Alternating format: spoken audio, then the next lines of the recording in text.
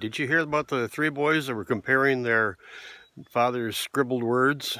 The first boy said, my father scribbles a bunch of words, and he calls it a poem, and he gets $25. The second boy said, well, my father scribbles a bunch of words, he calls it a song, and they pay him $200. And the third boy said, well, my father scribbles some words, and he calls it a sermon, and it takes 8 people to collect all the money.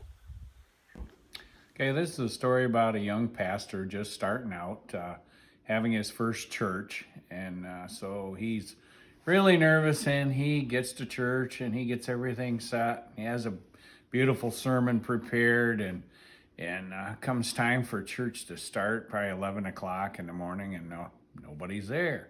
At 11:15, somebody comes in, just one person, and nobody else. So finally he thinks, well, it's getting late. I better see what I need to do. So he went back and talked to the old fella sitting back in the pew, and he said, it's time for church. It's past time for church to start.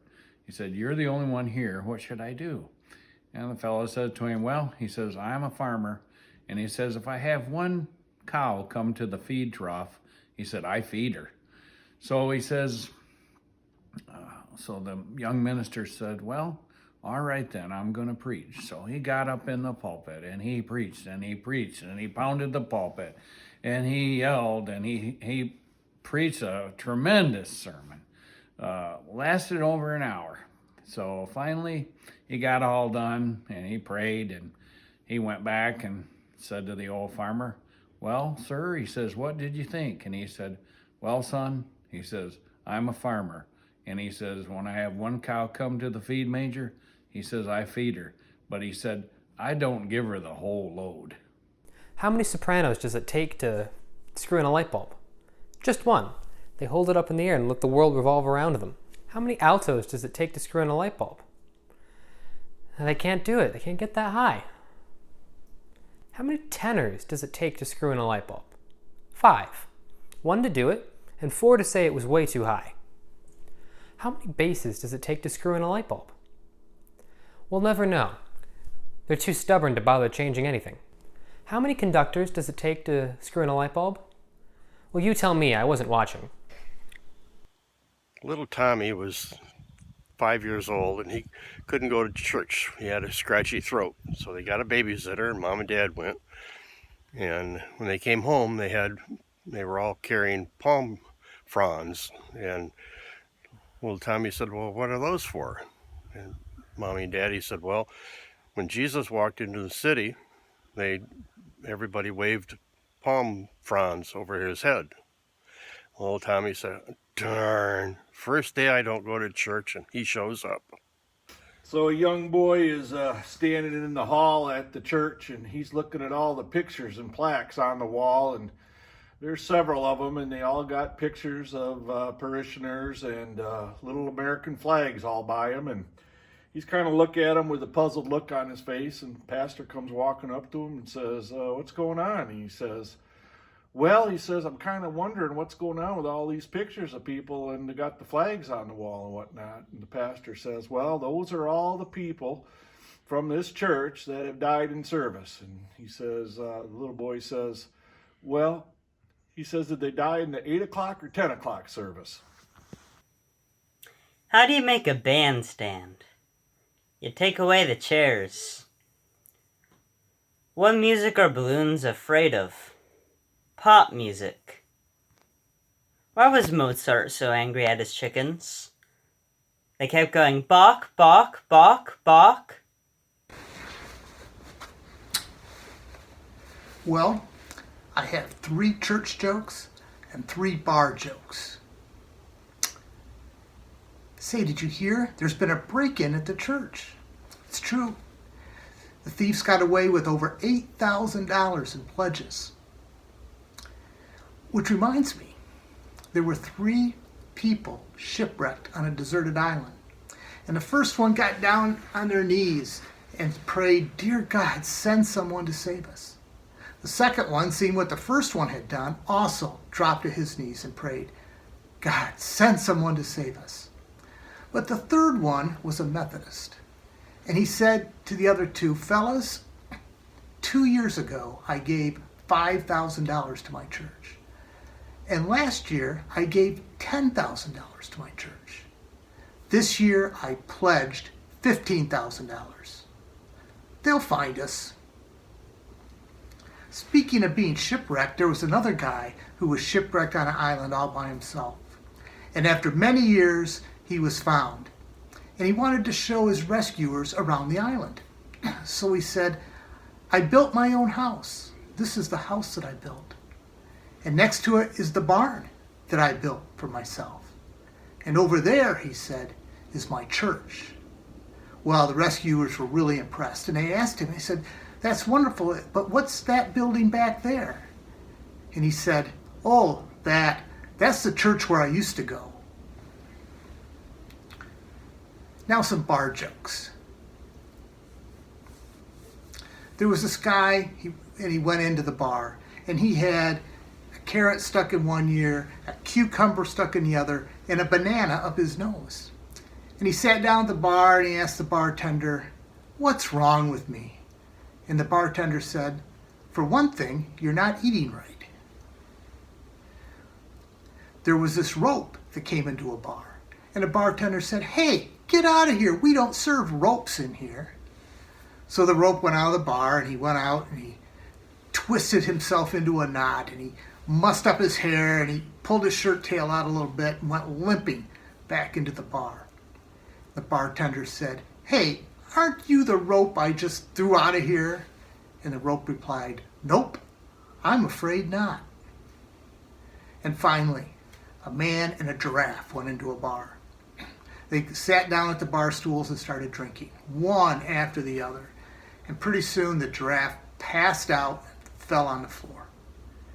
The man said, well, I guess we've had enough. He paid the tab and started walking out the door, and the bartender said, hey, are you just going to leave that lion on the floor? And he replied, that's not a lion, it's a giraffe. So one day up in heaven, St. Pete was looking at his daily schedule and see who he has coming in that morning. And he looks down and he sees that there's a Methodist minister and a lawyer that are due to show up. And sure enough, they show up right on time. And St. Pete says, well, gentlemen, let me take you through the kingdom and I'll show you where you get to spend eternity.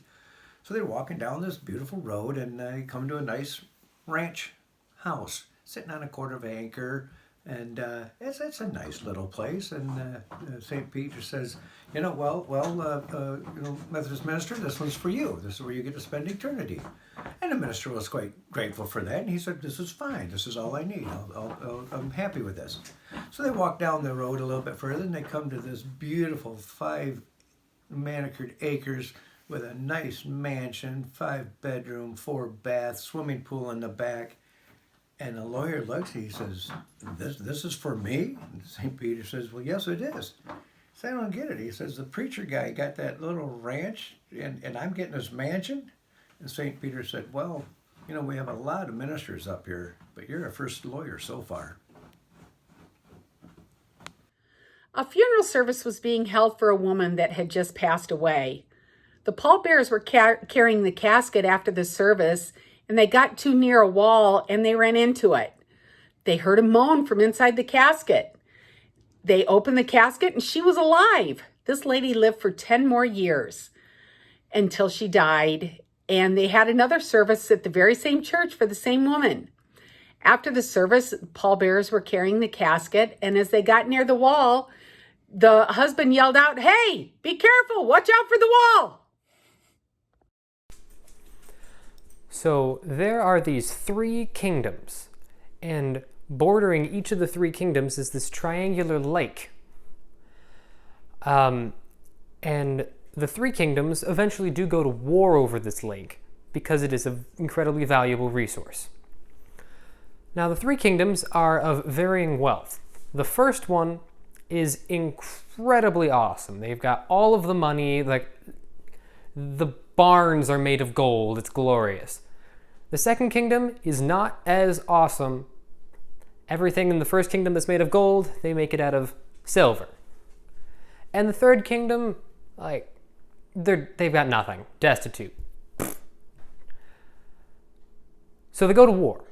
The first kingdom gathers up 100 knights, full armor for each of them, 100 horses, and their own personal squire each. The second kingdom gets up 50 knights, couple dozen squires, some horses, single donkey. The third kingdom, they get an old guy out of retirement and his son, or maybe his grandson, who will be his squire. And they go off to war. The day before the grand battle, to decide who gets the lake, the triangular lake, they have a big feast. The first kingdom, there is steak, there's fine wines. The second kingdom, there's less awesome alcohols, not quite as good meat.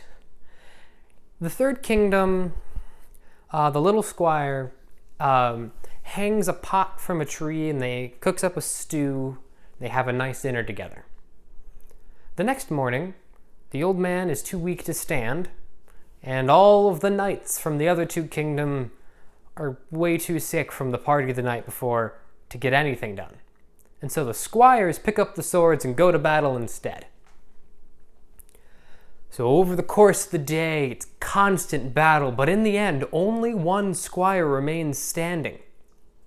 And it is the squire from the third kingdom. Which just goes to show that the squire of the high pot and noose is equal to the sum of the squires of the other two sides. Here's a special one for Pastor Marty. To quote George Burns, "The secret of a good sermon is to have a good beginning and a good ending, and to have both of those as close together as possible." Sorry about the haircut, but my barber is sheltered in place. Sunday school was over, and as the teacher was getting ready to dismiss the children, she asked them, "Why is it necessary to be quiet in church?" Annie said, "Because people are sleeping."